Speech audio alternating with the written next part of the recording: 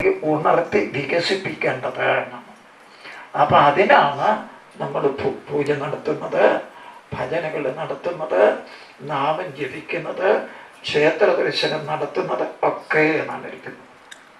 അതായത് നല്ലത് ഓർക്കാനും നല്ലത് ചിന്തിക്കാനും നല്ലത് പറയാനും നല്ലത് പ്രവർത്തിക്കാനും, ഇത്രയേ പറയാനുള്ളൂ ശാസ്ത്രത്തിന്.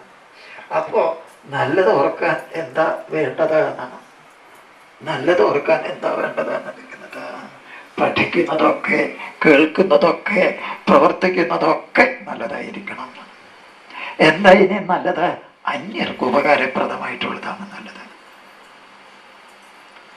അങ്ങനെ അന്യർക്ക് ഉപകാരപ്രദമായിട്ടുള്ള ഇപ്പോൾ ആളുകൾ തിങ്ങി താമസിക്കുന്നിടത്ത് ബൗണ്ടറി വാളൊക്കെ ഉണ്ടെങ്കിൽ രാത്രി ചില ആളുകൾ എളുപ്പവഴി ചെയ്യും. അവിടുത്തെ ചപ്പുചവറൊക്കെ ഉണ്ടല്ലോ അടുത്ത വീട്ടിലെ വാഴയുടെ ചുവട്ടിലേക്ക്. ആലോചിച്ച് നോക്കുക, അത്രയും ശ്രദ്ധ പോരെ എവിടെയെങ്കിലും കൂട്ടിയിടുക അല്ലെങ്കിൽ കുഴിച്ചിടുക ഒക്കെ ചെയ്തുകൂടെ? അല്ലാതെ സ്ഥലമില്ല, ഈ സ്ഥലം ഉള്ളിടത്ത് താമസിച്ചുകൂടെ? ഈ സ്ഥലമില്ലാത്തടത്ത് ഇതിനകത്ത് താമസിക്കുന്നേ എന്തുകൊണ്ട്? ഒക്കെ അല്ല, ഇപ്പൊ തിങ്ങിപ്പാർക്കാനാണ് എല്ലാവർക്കും ആഗ്രഹം. അപ്പൊ അന്തരീക്ഷം ശുദ്ധമാവില്ല, പരിസരം ശുദ്ധമാക്കി വയ്ക്കാൻ പറ്റില്ല. ജീവിതം നന്നാവണമെങ്കിലോ ആദ്യം വേണ്ടത് മനസ്സിന് ശുദ്ധി. ആ ശുദ്ധമുള്ള മനസ്സാണ് 10 ഇന്ദ്രിയങ്ങളെയും പ്രവർത്തിപ്പിക്കുന്നത്. അപ്പൊ 10 ഇന്ദ്രിയങ്ങളുടെ പ്രവൃത്തി ശുദ്ധമായിട്ട് വരുന്നു.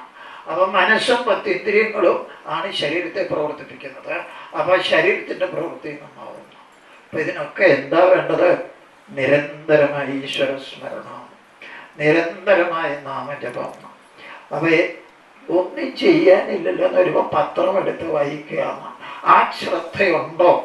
ഒരു ഗീത എടുത്ത് വായിക്കുക, അല്ലെങ്കിൽ രാമായണം എടുത്ത് വായിക്കുക, അല്ലെങ്കിലോ രാമായണത്തിൽ ഞാൻ പഠിച്ചിരിക്കുന്ന കാര്യങ്ങൾ ഒന്ന് ഓർത്തെഴുതുക ചെയ്യണം. ഇപ്പൊ സത്സംഗത്തിന് പ്രയോജനം വരണമെങ്കിൽ നമ്മുടെ ഓർമ്മ നന്നാവണം, ചിന്ത നന്നാവണം, വാക്കുകൾ നന്നാവണം, പ്രവൃത്തി നന്നാവണം. അങ്ങനെ വന്നു കഴിഞ്ഞാലോ ശരിക്ക് ഈ മനുഷ്യജന്മം നമുക്കൊക്കെ സഫലമാക്കാനുള്ള കഴിവ് കിട്ടും. അത് ഭഗവാൻ നമുക്കൊക്കെ തരട്ടെ. ഹരി ഓം തത്സത്.